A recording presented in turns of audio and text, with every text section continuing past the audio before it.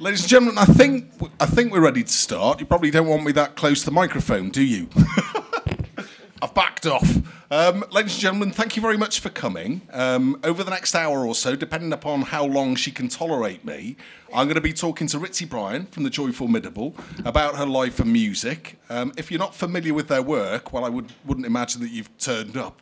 But at least as far as I'm concerned, over the last 5 or 6 years, they've been such an incredibly important band to me musically first and foremost, but also the fact that they come from North East Wales, the fact that I come from North East Wales, and a rural part of North East Wales, where there wasn't really an aspirational story for us to look at and kind of reach for as young musicians from this area, has meant an awful lot to me. And they're quite decent people as well.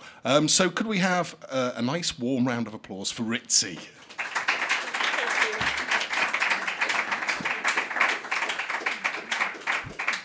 We've never had to do that on radio before. Well, this is Ritzy, rather obviously. Now, Ritz, I'm slightly concerned at this point that this is the first time, really, you've been out of your studio. You've been working very, very hard over the last few months, which might surprise people who are looking from outside the band because you've not been touring, despite having been one of the busiest bands in the UK over the last 5 or 6 years. So what have you been up to? What's it like to see daylight and other human beings? It is a little bit strange, I won't lie.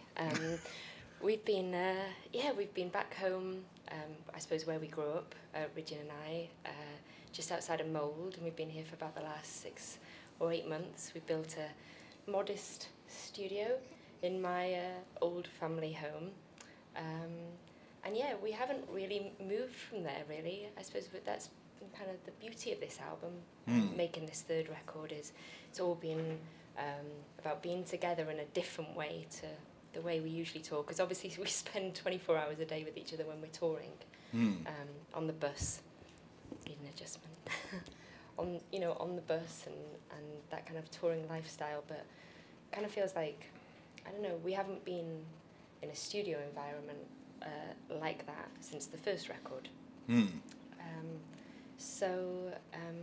We were doing that, we were making the record, and then we kind of got distracted. By what? Well, I guess we had a collection of Welsh songs, so we thought... Oh, yes. So we thought, well, we'll spend a bit of time finishing these, and we got sidelined, and then we started doing this singles club.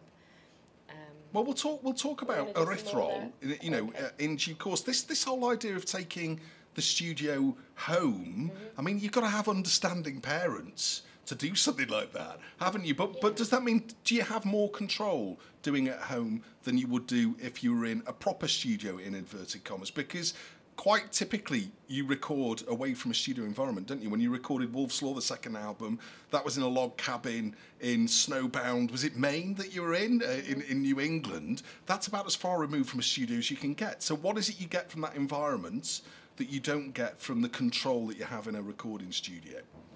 I think this album's going to be very different in the sense that we've been set up as a live band for the last 6 to 8 months, which is something that we haven't done before. I mean, we've always had a mobile studio that's come with us everywhere, from the first EP, we used to be very kind of, I suppose, versatile as to where we could record and wherever the kind of inspiration took us. And then we would go and maybe use a more traditional kind of studio to do strings or drums. But I think what we've really wanted to do, we really wanted to regroup after being on tour, and we wanted to be together, and we wanted to bring a lot of the nuances of our live performance into the new album. Yeah. And I think that's something that maybe we haven't done for a while. The last album was written kind of at the same time as being on the road, so to have the time, and not the time to noodle, because I'm not a big believer of like fucking noodling over things. I like mistakes, I like spontaneity, but I think the band that we've become live is something that it's now is more of the time to capture that on a studio record as well. Yeah, and also there is a thing about not necessarily control, but if you have your own studio, you can record when you want to, can't you? So you can capture a moment when you need to, and you've got the control to do it, and you're not spending thousands and thousands of pounds just, kind of frittering time away, as it were. So is that kind of important and enabling? Well, I think it's a difficult kind of era for a lot of traditional studios as well, because a lot of them are falling by the wayside. You know, the studio that we recorded our last album, where we went and did other parts, I mean, that's closed down now. And I think, you know, obviously it's a kind of a different era, because a lot of people are doing home recordings, or they're, you know, finding cheaper ways of making records. I think, yeah, it was definitely a huge part of making this record, where we didn't want to be up against the clock. You don't want to be thinking that you're paying, you know, by the fucking hour. You know, you just want to, you know, enjoy being a band and focus on the music. And we've written such a lot. I mean, I think that's going to be the strangest thing about this record is, you know, we're kind of hitting 60 or 70 songs in that format. And what? 60 or 70? Yeah, okay. Which is, you know, it's a great place to be, and I love the fact that we've obviously just been enjoying the honesty of it all. You know, we're not overthinking it, just being a band in a room again. But it's a lot to kind of wrap you. You know, we're getting to this stage now where we're kind of like, we haven't finalised track listing. There comes a moment where like, well, you know, there's going to be quite a bit of wrestling over like, you know, which songs. But you know, that's the beauty of, again, you know, you can be in control of the way that you release things and what you want to do with the material that you've written and recorded. So, you know, we're open to double albums, triple albums, live albums, whatever. You know, I guess we're just kind of trying to get to that stage where what makes sense, what feels right. Yeah, that's really interesting, because I wasn't going to ask you too much specifically about the third album, which you've been working on, because I know that it's kind of close to finishing, but almost a lot of the really important decisions are yet to be made. Yeah. However, you've said quite a bit already, haven't you? But the album is still obviously important as a form to the Joy Formidable, because some might say that it's kind of a slightly dying art form, or something that's under threat because of the way that people buy music. But is it still important to you? And we will talk about kind of your route into music and the music that was around you in your house when you were growing up. And a lot of that was on your dad's albums, wasn't it? So is it just natural to you to want to make music in the form of an album? Yes, absolutely. Yes. No, absolutely. I mean, you know, I totally dismiss anybody who says that, you know, the era of the album is over. It's just, you know, it's going to lead to a lot more of a kind of a fickle, transient love of an art form. Like, you know, the bands that, when I was growing up, you know, you would lose yourself in their albums, in their history. You would, you know, see their... You know, they had time to develop as well, you know, and what are we going to be left with? A fucking era of one-hit wonders or stuff that never doesn't really resonate as time goes on. And I think there's, like I said, you know, I'm not a purist. You know, an album, I mean, our first EP was fucking 8 songs long. It was what felt right, you know. I think that's the beautiful thing. There's no rules as to the length of a piece of work or anything like that, but, you know, release what feels right, release the moment that you've documented ultimately, and I mean, fuck what the trends are at, you know, in the current time. You know, there's been such a lot of through time. There's people change their mind all the time. 1 minute the album's in, then the album's out, guitar music's in and out, and it's all just nonsense, is it? Yeah, it's just a smoke screen for marketing, which is ultimately, and as an artist, you shouldn't give that a minute's thought. You should just do what's right and what feels good, and what you know, what makes you want to make music ultimately. Well, I want to stand up and applaud and cheer at this point, but I feel as though you might be mildly embarrassed if I do that. Now, you touched upon Erythrol, which is the singles club that you've been that's been basically releasing stuff over the last few months. And really interesting stuff. Was all of that stuff with the songs that appeared on your sides of Erythrol recorded in a similar way to the way that you've approached this new album? Yes and no. I think when we fully realise this new album, we might be able to step outside and look at the Erythrol, the Welsh language songs that we've written, and maybe they'll bridge a gap between the second album and this next one. Maybe they'll be able to make sense of them all. But we've just allowed ourselves to roll with it. They were a collection of Welsh language songs that we were writing on the road, you know, about a year ago. and you know, we were kind of been wanting to dabble in doing something. You know, I think as a musician, you're always looking for ways to challenge yourself a little bit more with every body of work that you put out. And I think for me, I was kind of intrigued what, like, you know, the lyrical side of the Welsh language would bring, with it being my second language. So, and then we just thought, well, instead of it being all about us and us releasing these Welsh language songs, let's make it more of a collaborative kind of, you know, a bit more of a collaborative sensibility, really, which I think, you know, sometimes is lacking a little bit more these days. There's a lot of bands are pitted against each other. I suppose we just, in our own kind of modest ways, we're trying to, you know, turn that around a little bit by trying to, you know, have a double-sided vinyl. Yeah, well, because I think and celebrate music, and celebrate music from, you know, celebrate music from Wales, ultimately, which is a lot of talent, as this festival, you know. Well, the reason that I was interrupting you was to say we're here to listen to you and not to me, and that's why I was interrupting you, which is kind of ironic in so many different ways. Now, it is, because I think that one of the things that I didn't quite understand up until I saw you in New York 3 years ago, and when you headlined at, was it Terminal 5 was the name of the venue, wasn't it?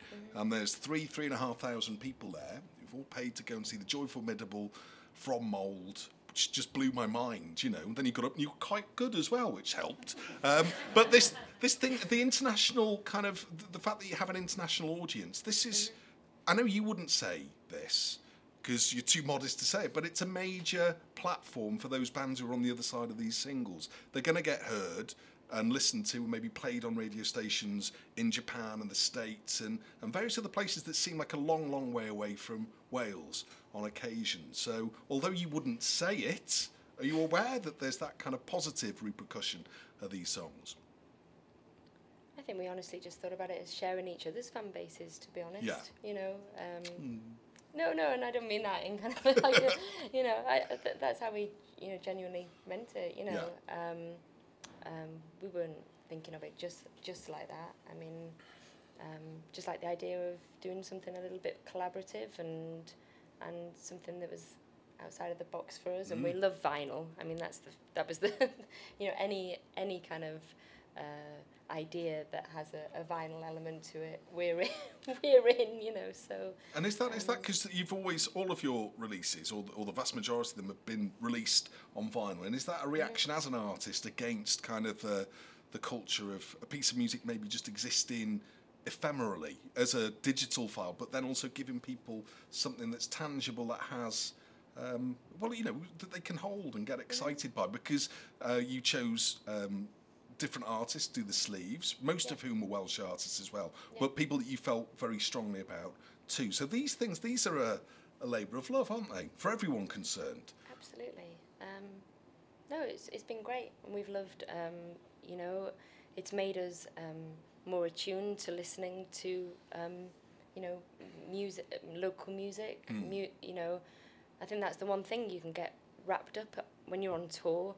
You know, you go into, you know, this, you know, kind of lifestyle, loving music, and then you play every night, and almost at the end of every night, you're thinking, well, fucking hell, I'm reading plenty of books and watching Predator for the fucking 100th time this week, but, you know, but I'm maybe not listening to as much music, and I think we all came off the road thinking, like, it's time to,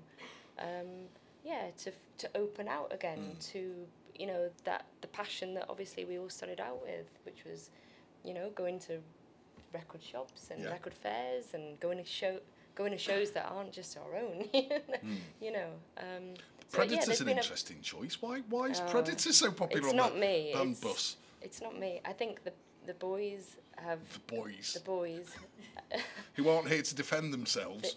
Well, they probably would fucking say the same about it. They say that all I watch is with Nail and I, but there's a Predator in Jurassic Park, and like I think I fucking win hands down on anything on a loop, you know. Yeah. So. How much? So, is it any coincidence that you came home, you built a studio at home to record the new album? Erythrol obviously reverberates so much with Wales. It's, you know, the Welsh language, other Welsh artists, and Welsh visual artists for the most part on the sleeves. Yeah.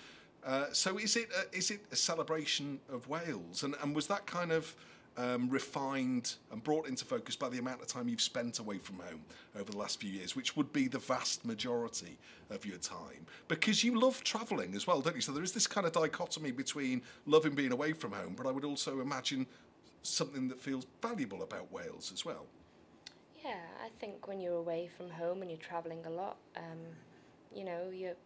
I've always had mixed emotions about, my roots, obviously grew up here and I love coming back here, but then I spent a part of my life wanting to escape where I was from as well. And I think,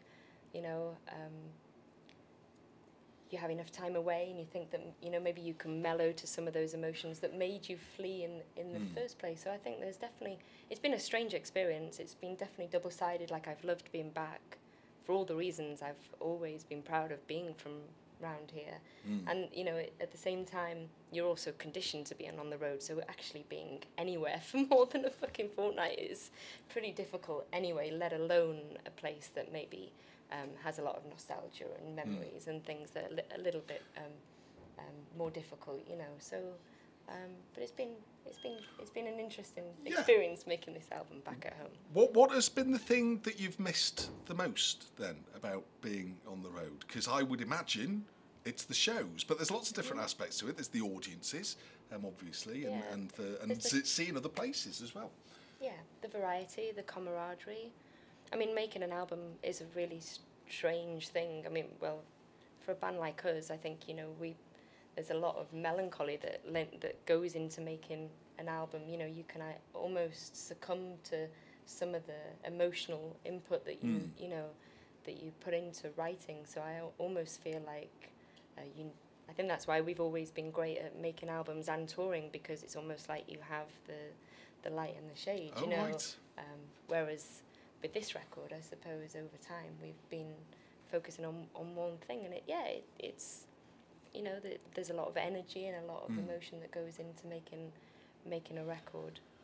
Because every time, not every time I speak to you, but certainly in an environment like this, or when a new album's kind of coming out, one of the reasons that your band and your music is valuable to me is because you give so much. As a band, you give so much. There's an emotional resonance to the songs that mean I want to listen to them more than once, and I can listen to them an awful lot more than once. And that's clearly because you give a lot. That melancholy aspect that you talked about. But is that exhausting? Is that really draining when you're kind of doing it for a long time, especially if you don't have the release of shows at the end of that day? Yeah, and I guess there's always been a sense in our records, I suppose. There's always that sense of pushing through, and I think that's. Some people mistake it for just pure hope, naive hope, and it's not always about that. It's about tenacity and pushing through, and it can be quite cynical as well. But there's I think we've always had a lot. I feel like every record we've ever made, it feels like we've been at some sort of a junction. Some sort of like a crossroads in our career, in our band together, So there's always been that sense of, like, I think there's that eternal thing of pushing forward. There's looking back at everything that's happened to us. Which is a lot. And a whole load of unknown and, and digression as well. Because I don't imagine that, for example, the vaccines we can have a similar conversation, because they tend to, or there are bands that will operate in one dimension. That's great. The Ramones are kind of a one-dimensional band, but it's brilliant that they're one-dimensional, because that one dimension is amazing for the most part. But obviously, there's more than one dimension to the Joy Formidable, isn't there? Yeah, and I suppose it's different because, there's two main writers in our band, and myself and Ritzy, and we both bring different things, and that's been, there's been again, on this record, it's the first record we've made where we haven't actually been a couple as well. So, we've been going through, a change, a dynamic change, and a writing change. Yeah. And, but I think all that's all that's good, you know. I mean, I like being shook up. I like, I don't like it when things get too easy either, you know, like. Do you deliberately make your life difficult, though? Not to, no, I mean, I can't think of times when I've thought that you've made easy choices, you know, and sometimes there is a shortcut, there's an easy choice, and you as a person and the band as a band don't seem to make the easy choices, and I think that that's laudable, but it's not easy, obviously, by definition. I think it's always just, you know, we don't overthink too much. I think it's always at that moment in time, it's always been an honest choice. It's, you know, it's just always what's felt right, you know. I think you have to go a lot off your intuition, and we've never kind of gone along with things just for the sake of it. It has to kind of come from yourself or the people that you're with, and sometimes that isn't always the easiest thing. Is your phone going? I think it might be, despite the fact that it's not meant to be. No. Sorry, Ritz. No, it's, you know, that's not always the easiest path, but yeah. I don't know, I think we've always felt as a band like, you know, everything that we do, you know, you have to stand behind it. I can't imagine, I mean, obviously times change and you look back at certain songs or live performances and they kind of, you know, you kind of feel like you've moved on from them, but I wouldn't like to live any part of it as a lie in that moment, like where you're actually acutely aware that you're just bullshitting for the sake of it. You know, I kind of, you know, I think, and sometimes that isn't as easy, but we're that way. We're just programmed that way. So. Would an example of that be perhaps, you know, when Dave Grohl heard you and you went and toured with the Foo Fighters and did some of the biggest venues, you know, in America? That must have been tremendously exciting, but there must have been an option then where you could perhaps have milked that a bit more, maybe tried to get more shows with them, or maybe made a slightly simpler sound that would fill those spaces and appeal to a you know, a broader audience. But actually, you then went off and made, in some ways, a more kind of introspective, well, not really introspective, but you didn't pursue that easier, more obvious route. But that would have maybe made life easier, wouldn't it? Or would you just not have been able to live with yourselves? Yeah, that. I mean, you know, it's a really personal thing, making music, and you know, why are you in a band? Why are you making music? If you're like chasing some sort of game or celebrity or trying to make money, good luck with that one. But you know, like, why are you doing it? What is the fucking purpose of you getting up on stage or, you know, spending 8 months of your life in a studio? Like, why are you doing it? And that's fine. Everybody has a different reason, and if you're perceptive, you can usually kind of tell, you know, why they're there. And for us, we've always followed the music. We've always, you know, like, it's a difficult thing to dissect, but we've always kind of documented where we are honestly at every sort of moment, and we've never changed it or bent it to fit into an opportunity, because I don't know, that doesn't appeal, you know. And is that well, because I want to go back.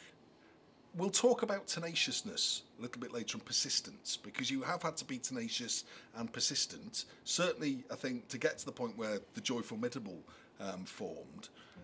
So we'll save that for a little bit later, because I think that that's an interesting quality that you have as a band. But if we go back to the very start, because I'm always intrigued to know really what it is that makes someone a really interesting artist, makes them a really interesting musician.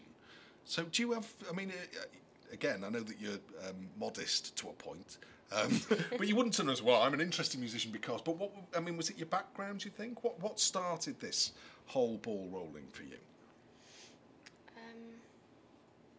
I think I was very curious as a child, and like there was a lot of music in my household growing up, and you know, things might have been quite different if I hadn't had crazy obsessed parents. I mean, they were bootleggers, they loved going to shows. There was like a huge vinyl library where, you know, you could just spend hours listening to everything. It was very eclectic.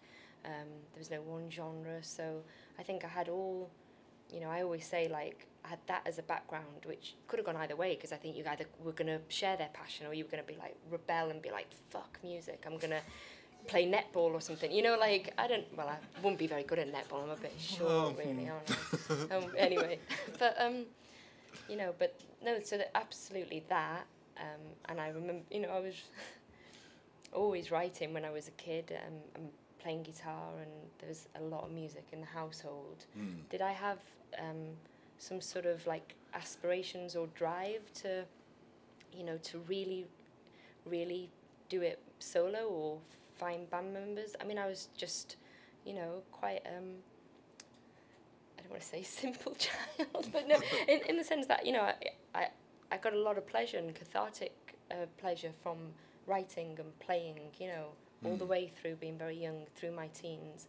And I would say that maybe the moment that changed that was meeting Ridgeon, because I was actually quite, you know, quite happy keeping it at that. You know, I hadn't shared a lot of the stuff that I'd written, and it wasn't until he came along and went, yeah, you're all right, you are. And, you know, and we started, you know, the Joy Formidable as it is now. You know, I think, like I said, it's funny how that shift can happen depending on who you meet. But music for me was always just a pleasure. Like, you know, I love playing with words and you know, write. And I used to write all the time. So like honing stories, no, songs, just anything. It's definitely songs and writing. So yeah, in terms of like definitely plenty of time spent honing a craft, but no big kind of like you know, hunger to like, let's go chase the limelight in that sense. No. And yet there was a disciplined aspect to that, you know, early musical life that you had, in terms that, you know, you learned classical guitar. You learnt with the same teacher as me in a very, very different time to me, I hasten to add. I did it significantly earlier than Ritzy did it. But that was, I mean, the teacher that we had, Sarah Jones, was a very highly respected teacher, a great woman in many respects, who sadly passed away last year. But she was authoritarian. She was very much a disciplinarian. And knowing you as I do now, that's interesting that you, because you did that for quite a few years, didn't you? 8 or 9 years, I think, with Sarah. So what was it that appealed about doing that in that kind of disciplinarian scenario? I guess I was young, you know, I was started when I was 7, and I was young and I wanted to learn, and I was, you know, fascinated by it as an instrument. I love the fact that you could carry it around even though it was bigger than me, and, you know, it was like cool in school, and I had a band in school, and then I suppose as I started hitting my teens, that's when the kind of the classical side of things, you know, it starts to fight with maybe a little bit more of your free aesthetic, where you're like, you know, and yeah, you just start to question, well, you know, that's, you know, you're reading music and you have to stay in the confines of that, and you're like, well, that's a bit fucking boring, like, let's swap it up. And that's the point where I give it up, because like it kind of felt like, you know, with that teaching and that aesthetic, that, you know, there wasn't much freedom to it. But I think it's great to have a balance of, I mean, you know, neither way is perfect. You know, I think it's great to have a little bit of a balance of technical and the free side. You know, I don't think one or the other is, I don't know. I think ultimately you have to have, you know, a bit of an ear, a feel. You know, I don't believe that everybody has to have some sort of a technical background to be a great musician at all. But it's helpful, you know. And has it been helpful in terms of things like the way that the Joy Formidable's sound and noise can be quite orchestrated at times? And I'm not just talking about songs like The Turnaround. I'm also aware there is an orchestra. But the fact that do you learn something about voicings from that kind of classical background? Because I know Ridion's obviously responsible for this as well, and Matt. I know it's a collaboration between the three of you. But if you've gone through playing things on a guitar and you've learnt about voicings, even if it's kind of intuitive, it's there. It's part of your vocabulary, isn't it? Musical vocabulary. Yes. It was quite weird though, because when I was scoring for the last record, I kind of thought that nothing I'd learned in those classical days, even like couldn't even fucking remember it, to be honest. So it was just, you know, going off feel and just going off off feel, and it's a, you know, and again, I think that's why we enjoyed the compositional element of the last album, because again, it just felt like doing something a bit different, you know. It was like, it was a push for me to kind of dip into that world for a moment. It kind of like I had to use me old noggin for a minute. It's nice to be used every now and then. So, yeah, like I said, again, it didn't have to be, you know, like, I didn't, you know, score all of it by hand. I did some by hand when I was in the mood, and other things, you know, you can do MIDI, and, you know, and then we eventually had it all played in by a quartet. But a lot, you know, you do it through feel. And yeah, it's good. It's an interesting skill, you know, to have. I think, but then, you know, I do like to think of myself as a classical guitarist. I nearly brought it with me, so you should be grateful. Really. I've arranged all of your songs, classical guitar. I'm going to release an album. It's going to be great. Do it. I challenge you, do it. So tell me also, you've touched on the fact that there were lots of records in the house, very eclectic records, you know, most of which probably your dad had bought. And you listened to some pretty far-out stuff when you were growing up as a kid, stuff that I certainly wasn't listening to. Well, because again, it's a different generation, almost. But, you know, I was listening to Bucks Fizz, because I was dead cool, and you were listening to Yes, you know, which is kind of interesting, because a lot of the things that you were listening to, the kind of the fascist cool police would have burnt on the spot, because there's always been that year zero thing here, certainly post-punk in this country, and yet you kind of grew up away from that. I'm sure you heard a lot of that music as well, but do you think that that's one of the things that sets the Joy Formidable apart a little bit? I'm not saying you sound like Yes, by the way. I don't mind, you can say it, you can say no, that. but do you know what I mean? No, I mean, the stuff that I listened to was kind of random as well, because my dad had all his vinyl, and it was my mother's collection as well, but, you know, they had all their vinyl out, and it was kind of semi-alphabetical, and I think, like... Semi-alphabetical? Semi-alphabetical. I was, like, you know, an only child, living in rural fucking Wrexham, you know, like, when it was... used to spend a lot of it just making mud pies and wandering around on the field, and when it rained, I was like, right, I'm going to listen to all these records in alphabetical order. And then I got really fucking bored at certain moment, you know, certain letters were better than others, I suppose. That's a weird thing to decide to do. If you don't mind me saying, random. This thing, it's raining outside, I'm going to listen to all my dad's records in alphabetical order, because you don't have, what's it called, where you've got to switch all the lights off 83 times, or you don't have that OCD. OCD, you're not OCD though, are you? Sometimes, moments. Oh, okay.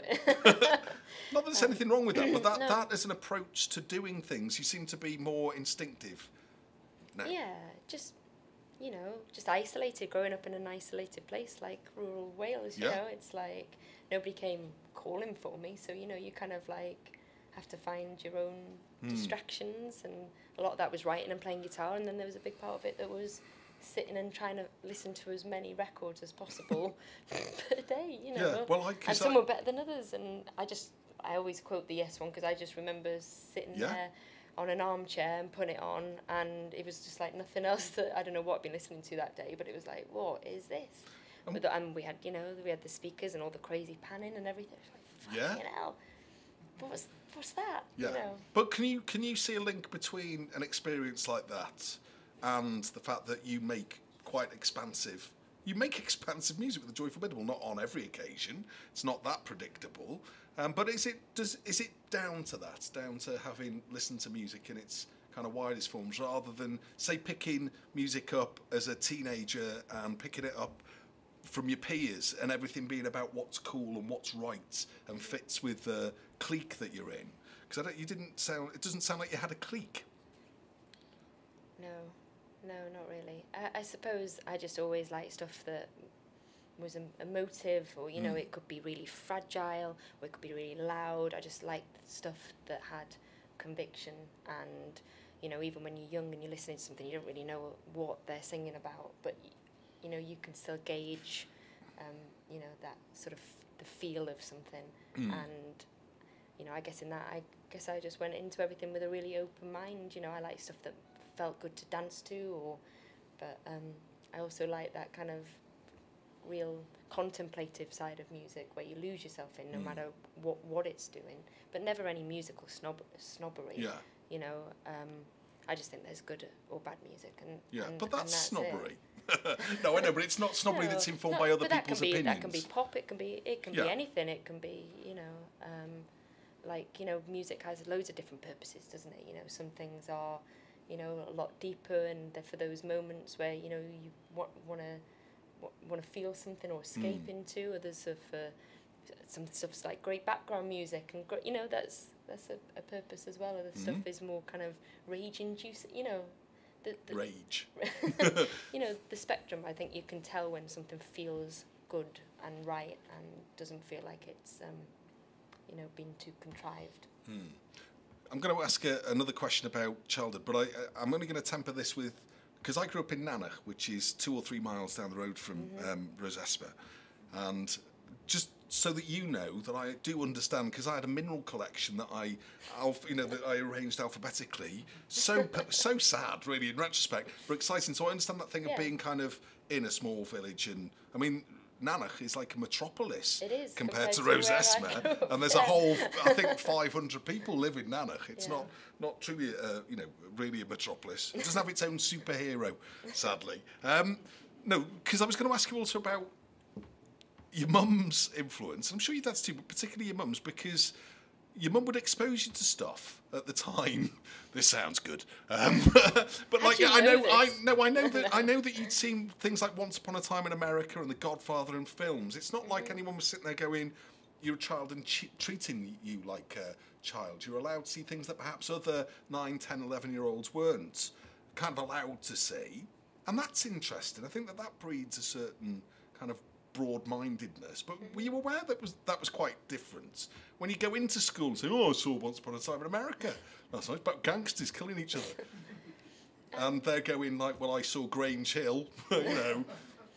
Yeah, I guess. I mean, my parents were just very, very open, but there was a lot of communication. You know, I think that's that.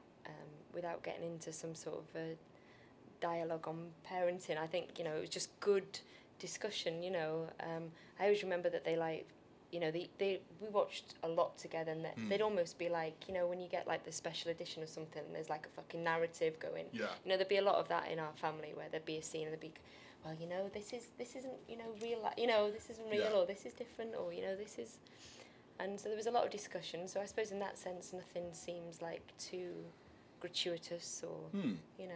Oh, I'm not trying to, I'm not trying to paint it as being irresponsible. I just think it's interesting. It is different, you know. I know that other people, you know, I kind had of a very experience free upbringing in that sense. Like, there was a lot of communication, there was a lot of sharing, there was a lot of music, a lot of films, and running tempered through it all. There was, you know, a lot of chat in my house. Yeah. You know, there was, you know, constant challenging of things and questioning, and, you know, I think. And that's the crux of it all, you know. You should be doing this then, shouldn't you? Actually, it's much easier than what you do, and the rewards are better.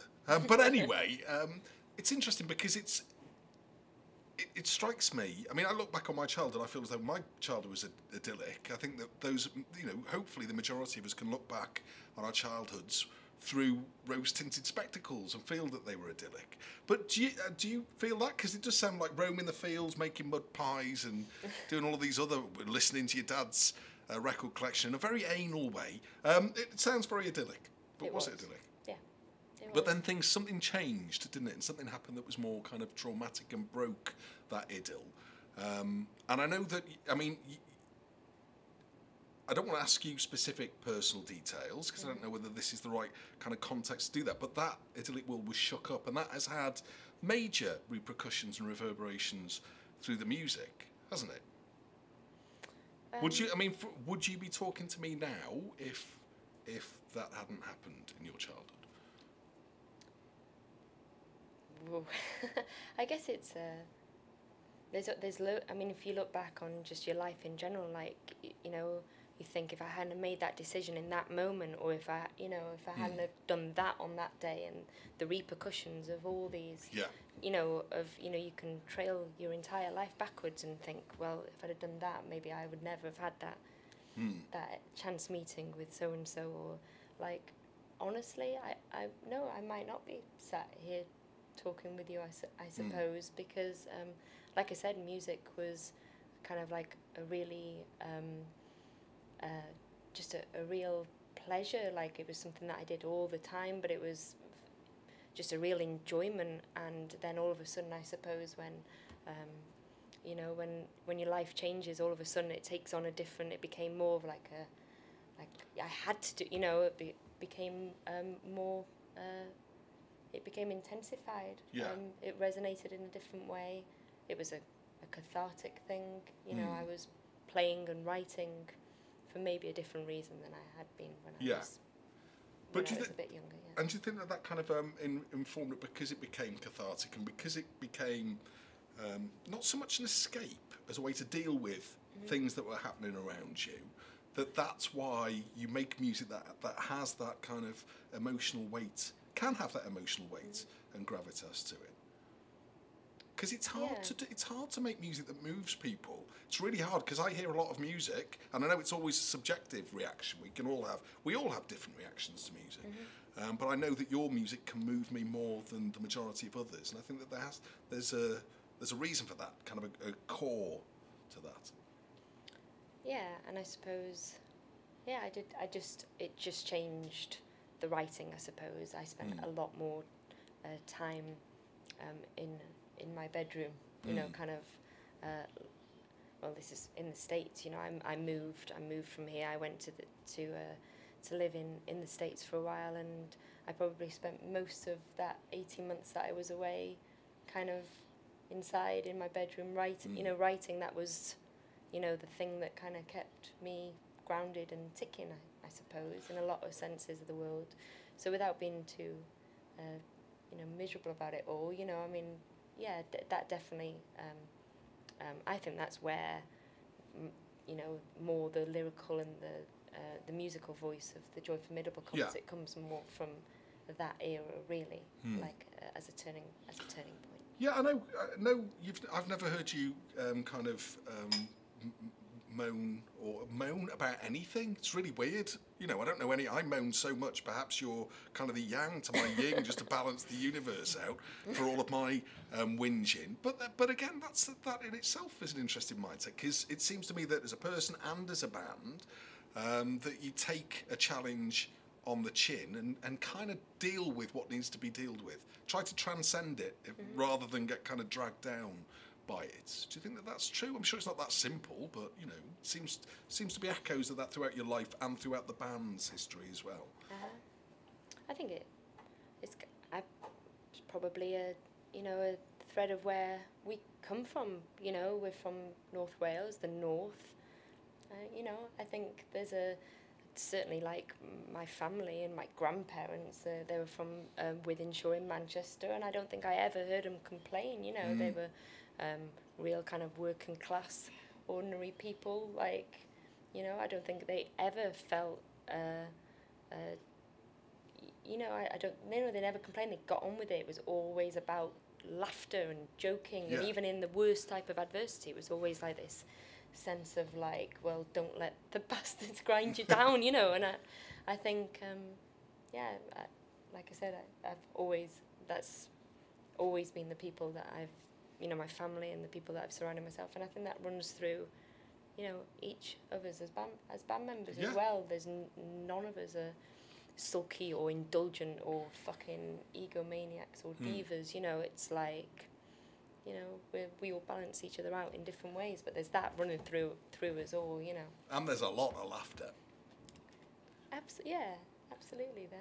There has to be, I think, like I said, it's, the yin and the yang. I think, like I said, there's when we're writing and we talk about, we're telling a story, and there's some stuff that's it's heavy stuff, it's emotional stuff, but it's balanced by being real and enjoying enjoying all the all the good stuff and having been grounded in all of that sort of stuff as well. So when you're recording something like Ever-Changing Spectrum of a Lie, or The Greatest Light is the Greatest Shade, or Silent Treatment, these wonderful, moving pieces of music, are you all doing fart jokes in the studio, kind of like balance things out? Or is there actually, I mean, there's a respect obviously that follows through the music. There's a time and a place to laugh. There is, yeah. No, when we're recording, I mean, No one's allowed to fart, are they? Because there's microphones all over the house. Yeah.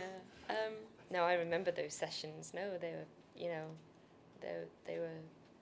As intense as the music? Yeah, they were. Do they have to be? Does there have to be that kind of continuity there to make it convincing? I think that has to be somewhere in the root of, of the writing, of the composition of it, of where the ideas come from.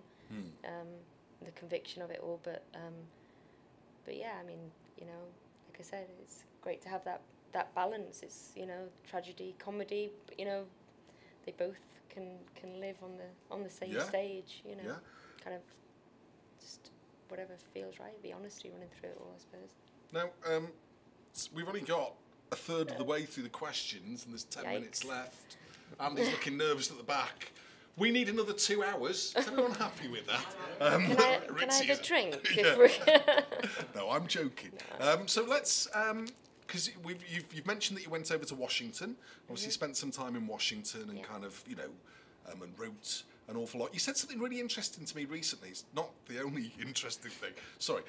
Where I was talking about writing and the importance of being yourselves and being open-minded and stuff as a musician. As a failed musician who wrote a book, which is available on Amazon or from me. But you said to me, actually it's more important just to be open-minded, to be listening to stuff. And I think the point that you were making was that, as you said, you were surrounded by music, and at some point your vocabulary broadened musically through listening to it. It wasn't just the act of writing that made you a good writer. Did I say that? Yeah. I thought that was so profound and so contrary to what I'd thought. I thought that to be good at writing, you had to be writing all the time. And what you said struck me as being a little bit different. Did you not mean it? No. I guess I was meaning that you can be at peace with how much that you write,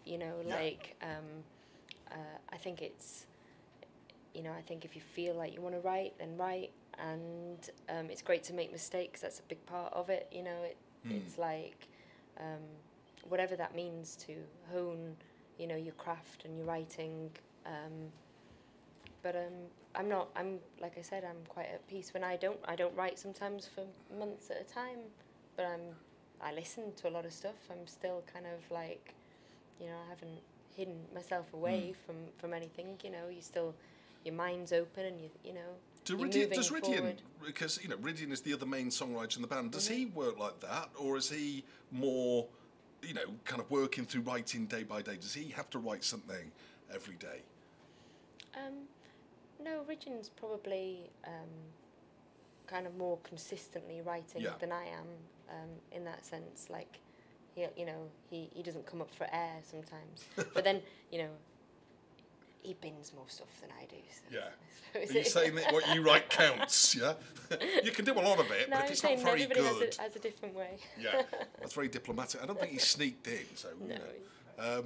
No, I just think I think that's interesting, and I think that how much, because there were two other bands, weren't there, before the Joy Formidable? So Sidecar Kisses and Tricky Nixon, both of whom were kind of on the verge of getting interest and acceptance. You weren't writing in either of those bands, were you? So do you think that the difference between the Joy Formidable and the momentum that the Joy Formidable achieved was down to the fact that it became you and Rydian writing? Was that the fundamental difference between those two, kind of not quite making it, and the Joy Formidable making it? Horrible phraseology, sorry. Just different dynamics. I think it's great to have enough experience of playing with loads of different people.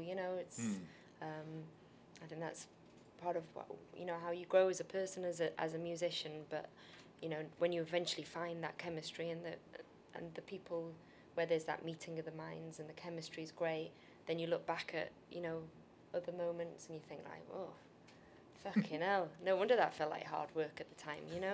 So but when you're in the moment, you know, you're just all kind of like finding yourselves out. You know, I mean, like those days kind of feel like a blur to me. Like now, Tricky Nixon, like Were you frustrated because you joined as a guitarist? I joined as a guitarist, and that's why I came back from the States, was because Ridgen phoned me and he said, you know, I've got this band and like we're looking for another guitarist, and I hadn't seen Rids in a couple of years since college, and I was kind of like, I don't know, I just a different frame of mind back then. I was just like, yeah, whatever, fuck it. And I think I was back over in the UK playing with them like the following week, so it was all just quite kind of strange. And then, you know, it was good because it kind of got me out of myself, and it you know, you know, at the time it was kind of what I needed, and then it wasn't until several months where it was like out the frying pan into the fucking fire with that band, because there was some stuff going on that's just not right, you know. That you know, and well, let's see, a journalist, proper journalist would say what happened that wasn't, but we haven't actually got time to explore that as well. Me neither. That, you know, don't want to bring back those memories, perhaps. But the fact that you come back from Washington having written all of these songs, and then you're in a band where you're, I assume, writing the guitar parts, but not contributing your own songs, were you building up a certain amount of frustration that then came out when those two bands had kind of gone past their sell-by date and the Joy Formidable was starting to form? I wasn't overthinking it. I was just trying to get back on track, whatever that meant. Yeah. You know, so any distraction was fine by me, and just getting back on track, getting outside again, almost. You know, having something to do, I suppose. Ultimately, you know, I was kind of like quite happy just to meet. You know, I remember when I was reunited with Ridgen, thinking like, you know, like, I just got happy to meet him again.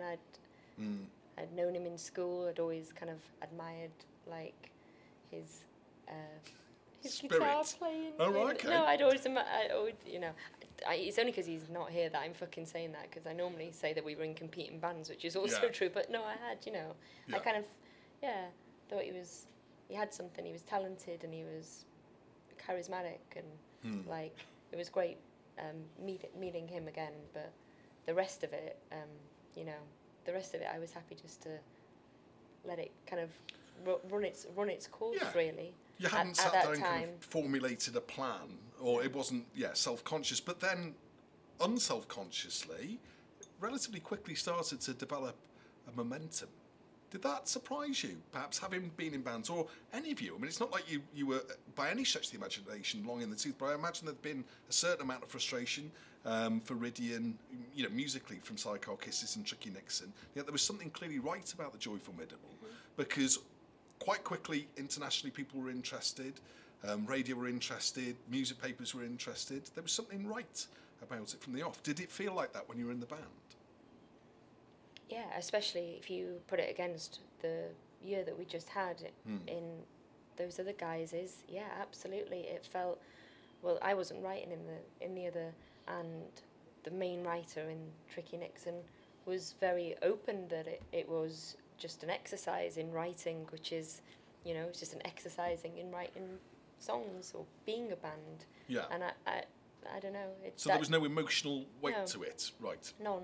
And I suppose as time went on, that's the thing that I couldn't reconcile myself to. So yeah, it was just an incredible feeling, kind of like being free of that, and actually finding that the chemistry when it came to writing between Ridgen and I was real. I mean, it was a bit fraught, and there was a lot of push and pull, but it was really exciting. We knew that we knew that. We knew that the music that we were making felt different from the last 6 months that we'd had in a previous incarnation. So yeah, we felt reinvigorated, you know, and we didn't want to just be like a recording bedroom kind of band. So we found a drummer, and we started, you know, gigging pretty much straight away, and it was just a totally different vibe from anything that we'd been in before. Yeah. But you didn't analyse it. You didn't. Have you at any point ever sat there and thought, why did that work? Why did Riddy and I have a kind of an exciting creative relationship with each other? Because it sounds to me as if, it kind of happened and you accept it rather than overanalyse it. No, we both had something to say that had been muted in the band that we'd been in because, again, it comes down to that, why are you making music, and I suppose when I joined that band, I was making music just to fucking try and feel alive again, try and feel good again, so what we were making was kind of, it didn't really matter, I think I'd have been happy being in a fucking covers band, at that moment in time, and then there was the realisation when things went very, very sour in that band anyway, on a personal level between other band members, but I think there was that all of a sudden, once we got that, I'd got that taste again for actually making music, and then suddenly being able to, all the songs that I'd amassed from having been in the States for such a long time, like actually kind of bring, resurrect them in a and to somebody who actually understood. And I think that's the other amazing thing when you find that person, who you can bring something to, and the imagination's there that, that we can make these songs together, and we can build a new band based on this material that actually has its roots in something that we believe in. Yeah, because there's simple, really. I remember I rarely, explore, want to know too much about the songs that I love, because sometimes if you find out too much of the detail, it becomes pragmatic. Music should never be pragmatic, really. But I remember I think the story about The Greatest Light is The Greatest Shade, which is one of my favourite pieces of music of all time, in that smashy and nicey kind of way of saying things. I'm quite good at that. And what intrigues me about that is that's a very personal lyric to you, but it was something that Riddy was kind of, the music was something that he was working on separately, wasn't it? Did he not kind of make more or less the backing track, as it were, when you were out for a night, just kind of there, fevered, doing whatever he was doing, and you came back in, and the two just happened to meet and match together? Yeah, he did it in an afternoon. I'd gone out, he did it in an afternoon, I came back, and he was kind of losing his mind. I mean, he'd been sat there for hours, putting it all together. And I just came in and went, oh, fucking hell, go to the pub, you know. And oh, you kicked him out? Oh, yeah. Yeah, I mean, yeah, definitely. Yeah. Well, he was kind of starting, I mean, you get to a point where you become so enthralled by something, and then you can almost lose, you lose the original idea if you're not careful, So he was kind of obsessing about it, and I just said, get out, basically. And then by the end of the evening, it was done. It was finished. Which, yeah. Well, we've completely run out of time. Where's have you got a session in immediately afterwards? Have you? I don't want people being twitchy about getting to gigs or anything. Have you got another 5 minutes? Do you think? Have you got another 5 minutes? At this point, if you say no and walk out, it's going to be quite heartbreaking for us, But I haven't got a clue what I'm going to ask you, though. No. I think so.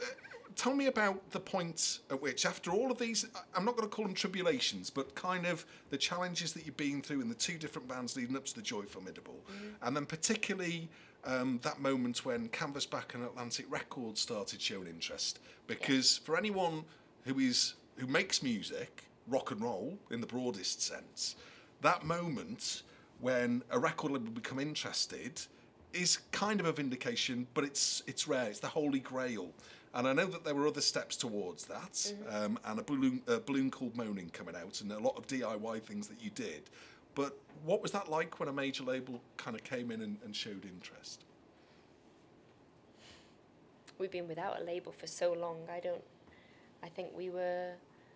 I'm saying that we've been without a label for a long time, but we'd certainly met a whole plethora of people, some good and some bad. So I think, like everything else, we were like, well, which one are you going to be? I mean, I don't care if it's a major or an indie or, or what they've done in the past. It doesn't necessarily mean that it's going to work with your band and your aesthetic. So, it was more a case of like, well, are we going to have a great working relationship to be? We're going to have a great relationship moving forward, because it doesn't mean anything No. being a label, you know, I mean... Is there any sense there of has to be. vindication at all? Do you not, you know, as an artist, was that not, in other words, well, we must have been doing something right, otherwise Atlantic Records wouldn't be interested, or is that just the way that I might look at that happening to you? If that makes sense. We didn't feel like that at the time at all, because we built up a live side to the band that was, you know, the label side was kind of irrelevant. We were managing to finance ourselves, and we had all the creative control that we'd ever wanted. So I think we wanted to get out and play to as many people as possible, and I think, you know, that was a part of it, you know, that we were excited by the prospect that maybe, like, with a bit more funding, you know, and if you just, again, thinking of it more as a bank, you know, that with a bit more funding, then maybe we could go and we could play in some other places, which was hard to do, and we dabbled, but it was harder, you know, to play in other countries. But yeah, we were cautious about it as well, because we've always been driven by, you know, the creative has always driven the band. So the last thing you want to do is get into bed with anybody who's going to change that. Yeah. And did they try to change that, Ritz? Because at the end of the, you know, the Big Raw starts off with the sound of balloons popping, and it's a 7.5 minute track, and in pure commercial, say, radio terms, maybe the major label would kind of sat there going, well, what the fuck is this? I mean, what have they given us? Was there ever that kind of moment? Because even, you know, the big kind of college radio hit from the album, and I know that there were other, you know, and I mean, you know, I adore that record, but Whirring was kind of something that they, you know, they said, we're going to have to edit it. We'll have to edit it for radio, because again, that's 6.5, 7 minutes long. So was there always going to be that friction between you and a major label like that? I don't think we should make the comparison for a major label, because I think every label on earth will try and get you to do a radio edit. Yeah. So, I mean, Well, the compromise was that we fought very hard for them to put the radio edit and the full length was there, and then we let it be, well, fucking radio, what do you want to play? You know, it's up to you. And we were easy either way with that. I mean, like, at least it was the choice of what the track actually was, and a version for radio, you know, if, you know, radio just gives you a little insight as to what the band's about anyway. Yeah. So, you know, I'm not horribly adverse to radio edits sometimes. Is radio not the most important thing in the world, Ritz? No, I just like the idea of giving them the choice. If, Yes. you know, the radio stations that could, and I know that, you know, some of them are bound by bureaucracy as well, but the radio stations that could, they did play the 7 minute version, or the 7 minute, 6.5 minute version of the track, and, you know. Oh, what was it? Because again, I think it's more about trying to understand the relationship between an artist and the label, and whether there's kind of, I mean, clearly, that, you know, whatever. Because it's not compromise, is it? It's it's the format that they take to the radio.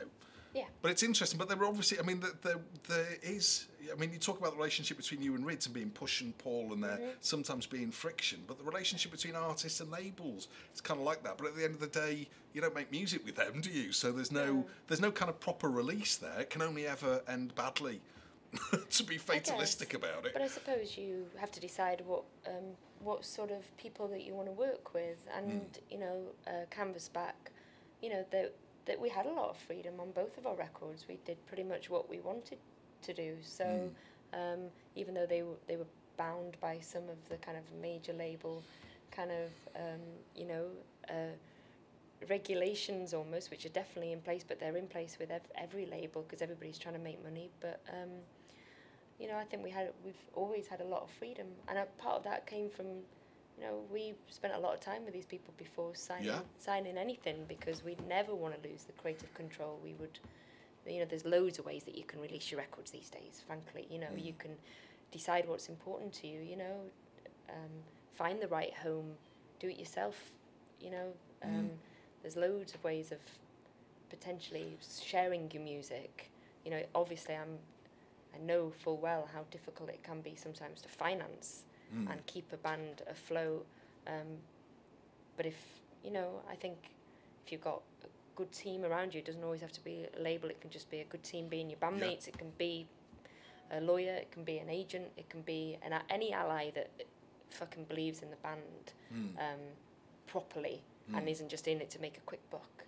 I think there's certainly ways of being, you know, of ducking around the system that's in place to share your music and build a fan base, and nobody can question with you building a fan base and getting out there on the live side. You can bypass all the other crap if you go into your gigs and you're playing in front of people who want to be there. They're not, you know, they haven't been told to be there. They want to be there. And that's been so... That's the crux of it all. Yeah, it is the crux. It's not the crux for every band. I mean, that thing that, you know, you've played, you know, that kind of title of the hardest working band doesn't always sound like a compliment, but you worked so hard, you played so many shows over the last 3 or 4 years, obviously with the sabbatical or the gap that you've had recording the third album recently. Is that then, therefore, has that been the best way for the Joy Formidable to get their music to people, is to actually take it to people, to not rely on things like radio, things like bloggers, fanzine wise? They all play a part, but is the key thing the live show? It's a big part of it, but I don't think it's work, you know. It's like, it's that, you know, I always laugh when people say that we're a hard-working band. No, we love playing to people. That's the most honest connection, is when you're out there and you're playing live.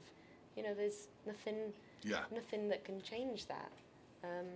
So obviously, you know, that's, I don't know, that's what it should all come down to. No, we welcome the chance to get to play in front of lots of different audiences, our own audiences. If we're out with another band, their audiences. No, I think that's the only way, really. Like, I think, you know, we bypass a lot of that these days with social media and sharing your music. And that can all be an amazing tool for a new band who's growing as well. And, like, that's where we met all our team. You know, we met them online, MySpace and Facebook, and, you know, we've met a lot of people through that, but you can't replace that with getting out and playing. And that's not hard work, you know, that's just a part of it, you know. Yeah, it's funny how we, you know, those of us on this side of the fence, if there was a fence here, artist, leech, on this side of the fence, we like to think of everything as being hard work, you see. Everything's fucking hard work. Doing a radio show between 10 and 1 at night, that's hard work. It's not going down the mines, is it? You know. It's going Do down. You know what I mean? If like, you don't mind me saying, playing a show. Yeah, it is. It's going down a music mine. Sometimes it's hard to chip away at that. No, it's not. You're right. You know, I'm being a bit. It's a privilege. You know, if you get to the point where you can play in front of. Oh God, yeah. You know, and travel and play in front of people, and that's what it. You know, that's what it should be based on. I mean, it depends what sort of band you want to be, because some people have great careers as just recording artists as well, but. For, you know, it's been a big part of our band, and it's the thing that levels us out, because it doesn't matter what's going on with everything else and all behind the scenes, you know, because it's a bit of a stinking industry sometimes. Yeah. But, you know, you always, that's where the truth, that's where the pleasure, that's where the fan connection, that's where you realise the impact of what you've written is in that moment when you're, you know, sharing it. Well, 2 more questions. Everybody's getting twitchy. Oh, you're getting twitchy? Including me. They're not going to say that's... I'm getting twitchy. Are you getting twitchy? No, Ritzy needs a wee. No. I need a wee. Pass us the bottle. There's a cover. The older... Well, no, just, you know, you're talking about community. You've played with a couple of the most successful or most popular live bands and toured with Foo Fighters and with Muse as well. I regard both of those bands very different parts of the musical spectrum. But what did you learn from those experiences, perhaps? I mean, it's probably difficult to quantify, but we've got kind of a band with a man who's a great communicator. There's that sense of communal joy when the Foo Fighters play. When Muse play, there's an inverted pyramid of shit. So you can already guess my approach to this. So. There was an inverted pyramid. I don't think it was actual shit. It just was shit. But what you learn from that? What did I learn from playing with the Foo Fighters and Muse? Yeah. Or playing to huge audiences. Honestly, like nothing in the sense, and not, you know, nothing in the sense that we went in there and we played the set that we played the following night in the fucking dog and dick. Do you know what I mean? Like, it's like nothing in that sense. We went out and we didn't think about the fact that there was a fucking huge, you know, that we were about, I think they let us have one light for the Muse show, you know, so it's like, you know, we didn't even think about it. I mean, like, I had a good laugh about it, the fact that they had about fucking 1,000 lights and that we had one spotlight, you know, so, you know, but the production and, you know, no, we didn't learn anything because our show stayed. We came out and we played, and there, you know, there was. But that's a lesson in itself. Nothing behind it. Because each member of Muse travelled separately to that. You know, I know because I went to see them in Madison Square Garden, which it's horrible name dropping that level with a band that you hate. But they all travelled separately to that gig, and that kind of camaraderie just wasn't existent. Now I know that bands can go through a lot. There can be a lot of different reasons for something like that. But I suppose we didn't learn anything because the camaraderie is good in our band, and when anybody comes on tour with us, we like to, well, we fucking invited them on tour, so like let's have a good time. Do you know what I mean? So. Like all those things were in place with our band anyway. It's not a learning curve of like, oh, well, we didn't even set eyes on, you know, whatever, you know, for the like none of that was a learning curve because we've already got an etiquette that we like. Well, it's not even an etiquette. It's the whole point of making music. It's great to have camaraderie, and there's enough other people to fight against. Like bands coming together is a great thing. You know, it shouldn't be this competitive edge. You know, with bands, should be both celebrating what we're bringing to an experience where people are coming out and have bought a ticket. You know, people have bought a ticket, they've saved up to buy a ticket, so let's like give them a great night where they can forget about things for however many hours. So I guess that's what I'm saying. Like we didn't learn anything about politeness or you know how to have a good time on tour. The Foos do that wonderfully. You know, If there was one thing that we learned was like, whatever the fuck we do, let's keep this alive for however many years that we're a band. Yeah. Let's never get to the point where we are riding separately or we've lost the focus of why the three of us came together in the first place and the friendship that we have and, you know, all the experiences that we've had together. Let's make sure that if we lose that we just fuck off and do something else. Don't try and disguise the fact with an inverted pyramid of shit. It wasn't actually, honestly, I have to point this out, it wasn't made of shit. It just looked shit. I know I've said that twice. I'm just slightly concerned now that one of the other main Focus Wales keynote speakers is Muse's tour manager, who sat at the back and he designed the inverted pyramid of shit. Ritzy, I mean, there's so much we've not even got. We didn't get to Wolf's Law. I mean, just very, very finally, you know, you talked in broad terms about the third album that you've been working on. Have you got any sense of when you would hope that would appear, when we can listen to it? Well, we're going to start touring again at the end of the year. And we've got quite a few festivals and dates lined up. And, yeah, we're not going to be too coveted. Like, we've written 60 or 70 songs, so we will play some of those. And whether or not they make it on the final album at this moment in time, I don't know, because we haven't... You know, we're still wrestling over the track listing and stuff like that. So, but yeah, we're going to start playing. I mean, I'd love to have the album out this year. I know that there's a lot, you know, but at the same time, like, I want to make the right choices with the song, the track listing, and you know, so that maybe it'll be next year. But again, I'm not, you know, I'm not overthinking it too much. I just want it to feel right. I want it to be the collection of songs that fit, you know, I want to make sense of it. I'm still at that point where I'm trying to make sense of it all, and there's a lot of material to go through, and we're dying to get playing again, you know, like, I think the longest we've ever had off in the past was like 2 weeks, and now we've been off for 6 months, and we're all going fucking crazy, like, you know, Matt looks even more kind of deranged than he usually looks, so we're just itching to get back out on the road, and who knows how we'll even share it. You know, we might share a bit this year, a bit next year, we might just do a double album. I honestly don't, I don't know, but there's lots coming, and we're excited about that, and, you know, we can't wait to get out live again. Well, whatever you do, thank you. I'm very excited to, I'm so looking forward to hearing it. Looking forward to hearing it. I'm so hearing forward to, no.